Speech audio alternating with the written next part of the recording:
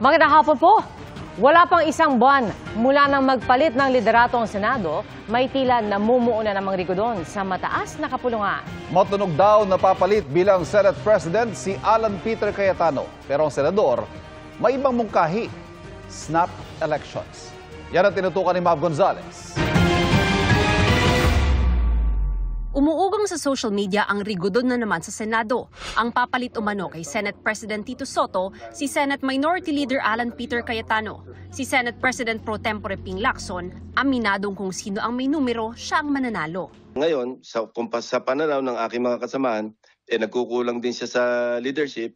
Laging ganyan naman sa Senate. Kung sino yung merong majority, kung sino yung merong 13, at least 13, pwedeng tanggalin yung nakaupo at palitan ng kung sino man yung merong 13. Si Senador Win Gatchalian itinangging may galaw para palitan si Senate President Soto. Ang Tindig Pilipinas na isa sa organizers ng Trillion Peso March, suportado raw ang kasalukuyang mayorya at tutul daw sa anumang galaw ng minority, gaya ni Senador Alan Peter Cayetano na mag-take over bilang Senate President. Sa tingin ng grupo, kapag naging Senate President si Cayetano, maililibing daw ang mga anilay krimen ng mga Duterte sa isang biased at mapanlinlang na umano'y transparency. Hinihingan pa namin ng tugon dito si Cayetano at ang Senate minority. Pero sa isang Facebook post, may ibang leadership change na mungkahi si Cayetano. Dapat daw mag-resign na lahat, mula presidente, vice-presidente, senador at kongresista, at magdaos ng snap elections bilang tugon sa anyay kawalan ng tiwala ng taong bayan sa gobyerno.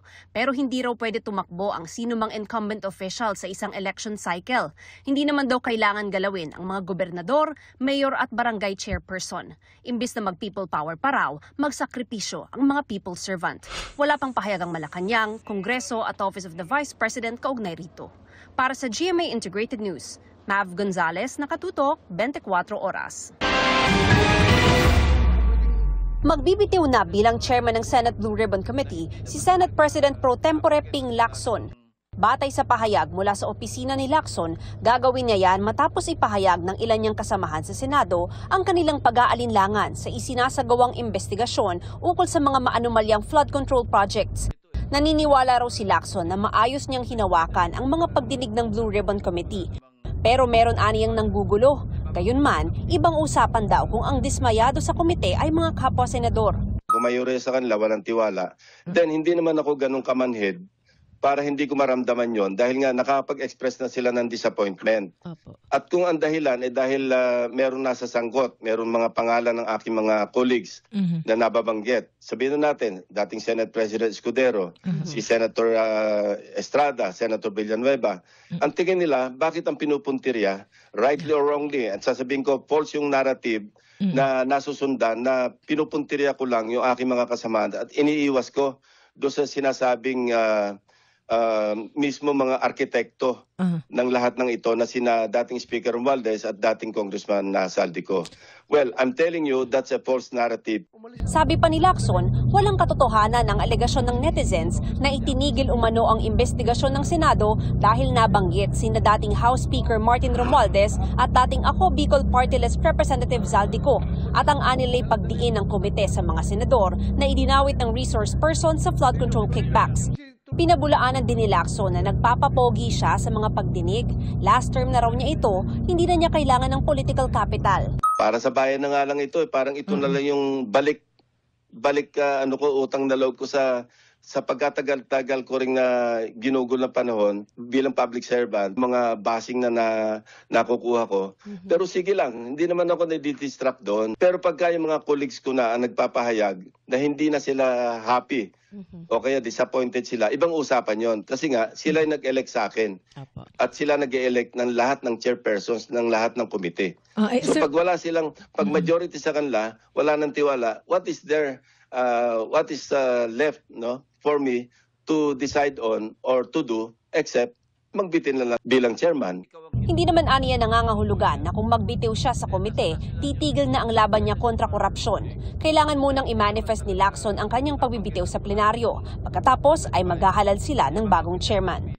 Bago inanunsyo ang pagbibitiw, kinansela ni Lacson ang pagdinig ng Senate Blue Ribbon Committee ukol sa katiwalian sa flood control projects na nakaschedule ngayong linggo dahil nakiusap aniya si Senate Finance Committee Chairman Senador Win Gatchalian na i-prioritize ang budget deliberations. May hinihintay din daw silang dokumento galing sa ibang ahensya. Pero paglilinaw ni Lacson, hindi pa tapos ang kanilang investigasyon. Kasama pa raw sa mga iimbitahan nila sina Romualdez at Co. Pinatawagan ko yung DOJ kung totoo bang mayroong tell-all affidavit yung mga diskaya.